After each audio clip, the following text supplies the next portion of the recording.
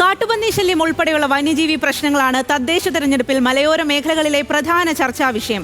സ്ഥിരമായി കൃഷിനാശം വരുത്തുന്ന കാട്ടുപന്നികളെ വെടിവെച്ചു കൊല്ലാൻ പഞ്ചായത്തുകൾക്ക് അനുമതി ലഭിച്ചെങ്കിലും വെടിവെക്കാൻ ലൈസൻസ് ഉള്ള അംഗീകൃത എം-പാനൽ ഷൂട്ടർമാരും നിരവധി പ്രതിസന്ധികൾ നേരിടുന്നുണ്ട്. വന്യജീവി പ്രശ്നങ്ങൾക്കൊപ്പം എം-പാനൽ ഷൂട്ടർമാരുടെ പ്രശ്നങ്ങൾക്കും പരിഹാരം വേണം എന്നാണ് എല്ലാ മുന്നണികളോടും വോട്ടർമാർക്ക് പറയാനുള്ളത്. കോഴിക്കോട് കോടഞ്ചേരി പഞ്ചായത്തിന്റെ നിർദ്ദേശപ്രകാരം കൃഷിയിടത്തിൽ ഇറങ്ങുന്ന കാട്ടുപന്നികളെ പിടികൂടാൻ പോകുന്ന എം-പാനൽ ഷൂട്ടർമാർക്കൊപ്പം സഞ്ചരിച്ച് ഞങ്ങളുടെ പ്രതിനിധി Benson Babu, cameraman M-N Nitish എന്നിവർ ചേർന്ന് തയ്യാറാക്കിയ വിശദമായ റിപ്പോർട്ട് കാണാം.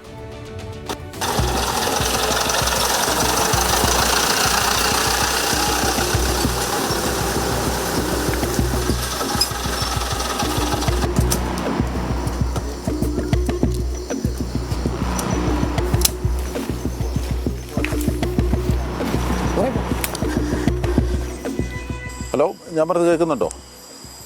കേൾക്കുന്നുണ്ട്, പറഞ്ഞോ. ഞാൻ പറഞ്ഞ സ്പോട്ട് ഐഡൻറ്റിഫൈ ചെയ്തോ? ആ കുറച്ച് മുന്നോട്ട് നടന്നു കഴിയുമ്പം അവിടെ ഒരു കല്ല് കണ്ടോ? ആ കല്ലിൻ്റെ തൊട്ടപ്പുറത്തോടെയാണ് ഈ സാധനം ഇറങ്ങി വരുന്നത്. ആ സ്ഥലം മനസ്സിലായോ? ഞാൻ ജസ്റ്റ് ഒന്ന് മുകളിലോട്ട് കയറി, ഞാൻ കയറിക്കൊണ്ടിരിക്കുകയാണ്. ഒന്ന് നോക്കട്ടെ. കുഴപ്പമില്ല, കണ്ട് ഏകദേശം കണ്ടുവിട്ട് ഞാൻ എന്നാലും അവിടെ ഇരുന്നാലോ? ഓക്കെ. എന്തെങ്കിലും വരുന്നുണ്ടെങ്കിൽ റേഡിയോയിലൊന്ന് മെസ്സേജ് കൊടുക്കുക. ഓക്കെ, ആയിക്കോട്ടെ, ശരി, ഓക്കെ. നമ്മളിപ്പോൾ ഒരു മലയുടെ മുകളിൽ ഒരു സ്വകാര്യ വ്യക്തിയുടെ പറമ്പിലാണുള്ളത്. അപ്പോൾ നമ്മുടെ ഷൂട്ടറും ഹെൽപ്പറും നമ്മുടെ അടുത്ത് നിന്ന് കുറച്ച് ദൂരെ മാറി അവരവിടെ വെയിറ്റ് ചെയ്യാണ്. ഇങ്ങനെ കുറച്ച് നേരം ഇരിക്കണം, എന്നാലേ എന്തെങ്കിലും പന്നി ഒക്കെ വന്നു കഴിഞ്ഞാൽ അറിയാൻ പറ്റുള്ളൂ. അപ്പോൾ അവർ അവിടെ വെയിറ്റ് ചെയ്യാണ്. നമുക്കും കുറച്ച് നേരം വെയിറ്റ് ചെയ്യാം.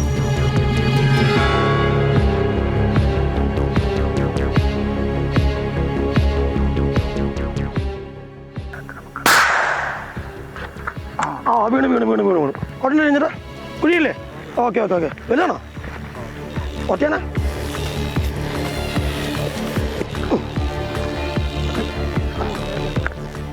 ചേട്ടാ, ഇതിപ്പം ഏകദേശം നമ്മളൊരു 8 മണി ആയിട്ടേ ഉള്ളൂ. അപ്പോഴേക്കും നമുക്ക് ഇത്രയും വലിയ ഒരെണ്ണത്തിന് കിട്ടി. ഇതിനിപ്പോ എന്നാ ഒരു തൂക്കവും പ്രായമൊക്കെ എന്നതായിരിക്കും? ഇതിന് ഏകദേശം ഒരു 70-75 കിലോ തൂക്കം വരുന്നൊരു ആൺപന്നിയാണിത്, കണ്ടംപന്നി. ഈ തേറ്റ എന്ന് പറയുന്ന സാധനം ഉള്ളത് ഈ കണ്ടംപന്നിക്കാണ് ഉണ്ടാകുക, ആൺപന്നിക്ക്. പെൺപന്നിയെ സംബന്ധിച്ച് ഈ പ്രായമുള്ളൊരു പെൺപന്നിയാണെങ്കിൽ ഇത്ര തേറ്റ ഉണ്ടാവില്ല. അതാണ് ഇതിന്റെ വ്യത്യാസം. പിന്നെ ഇതിന് ഏകദേശം ഒരു 1.5 വയസ്സ് പ്രായം വരുന്ന ഒരു ആൺപന്നിയാണിത്. ഇനിയിപ്പോ നമ്മൾ ഇതിന് എന്താ ചെയ്യുന്നത്? നമ്മളിപ്പോ നിയമപ്രകാരം ഇതിന് എന്താ നമ്മൾ ചെയ്യുന്നത്? ഇത് നമ്മുടെ പഞ്ചായത്ത് പ്രസിഡന്റ് പിന്നെ വാർഡ് മെമ്പറെയും വിളിച്ച് വിവരം അറിയിക്കുന്നു. ഓൾറെഡി ഞങ്ങൾ അറിയിച്ചു കഴിഞ്ഞിട്ട് ഇനിയിപ്പോൾ അതിന്റെ ബാക്കി നടപടി നമ്മൾ സയന്റിഫിക് ആയിട്ട് ഇതിനെ ശാസ്ത്രീയമായിട്ട് സംസ്കരിക്കാന്നുള്ളതാണ് അടുത്ത സ്റ്റെപ്പ്.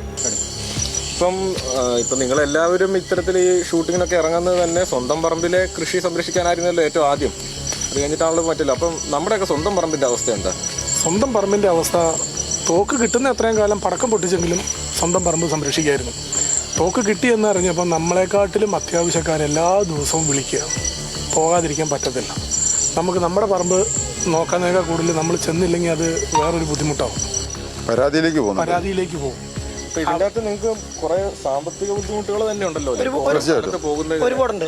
പുള്ളി വിളിക്കും, അജിത്ത് എന്നെ പോലെ സംഭവമുണ്ട്, പറ്റുവാണെങ്കിൽ വരണം. അപ്പം നമ്മൾ പുള്ളി വിളിക്കുന്നതിൻ്റെ പേരിലും ഇതിനുള്ള ഇൻട്രസ്റ്റിൻ്റെ പേരിലും കർഷകരെ സഹായിക്കാൻ താല്പര്യമുള്ളതിൻ്റെ പേരിലും നമ്മൾ ക്യാഷ് ലീവ് എടുത്താണ് നമ്മൾ വരുന്നത്. ഓക്കെ, പക്ഷെ നമുക്ക് ആ കിട്ടുന്നത് ഈ 1500-2000 നമുക്ക് അതുകൊണ്ട് ഒന്നും ആകുന്നില്ല. ഒരു തിര മേടിക്കണം നമ്മൾ ഒന്നെങ്കിൽ എറണാകുളം, അല്ലെങ്കിൽ കണ്ണൂർ, അല്ലെങ്കിൽ പാല വരെ പോകണം. അത് ഭയങ്കര ബുദ്ധിമുട്ടാണ്. കാരണം കോഴിക്കോട് ഒരു തിരയുടെ എണ്ണവും വളരെ കുറവാണ് തരുന്നത്. നമുക്കിപ്പോൾ ഒരു തോക്കുണ്ടെങ്കിൽ തന്നെ ആ തോക്കിൻ്റെ ഒരു കാലാവധി ഉണ്ടാവില്ല. അതായത് അയാൾക്കൊരു ഇത്ര കാലാവധി കഴിഞ്ഞ് കഴിയുമ്പോൾ ഇത് വീണ്ടും പുതുക്കേണ്ട ഒരു സാഹചര്യം വരും. അപ്പോൾ ഈ തോക്കിൻ്റെ ലൈസൻസ് പുതുക്കുക, അതുപോലെ തന്നെ പുതിയ ലൈസൻസ് കിട്ടുക, ഇതിനൊക്കെ കുറേ സമയം എടുക്കുന്നുണ്ടല്ലോ. അതെന്താ ഇങ്ങനെ സമയം എടുക്കുന്നത് ഇതിനൊക്കെ? ഇദ്ദേഹത്തിന് കിട്ടുന്നത് ഈ കഴിഞ്ഞ ദിവസം കിട്ടിയ തോക്കാണിത്. എന്നാ അപ്പോൾ ആദ്യം അപ്ലൈ ചെയ്തോ? ആദ്യം അപ്ലൈ ചെയ്തുകൊണ്ട് 2022 അപ്ലൈ ചെയ്തു. 2021 ഞാനും പുള്ളി ഒരുമിച്ച് അപ്ലൈ ചെയ്തു. എന്നിട്ട് ഇപ്പോൾ തോക്ക് കിട്ടുന്നത് 3 ആഴ്ച മുമ്പ്. അതെ. അപ്പൊ ഇതാണ് കാലതാമസത്തെ പറ്റി പിന്നെ കൂടുതലൊന്നും പറയണ്ട. അതെ, തീർച്ചയായിട്ടും.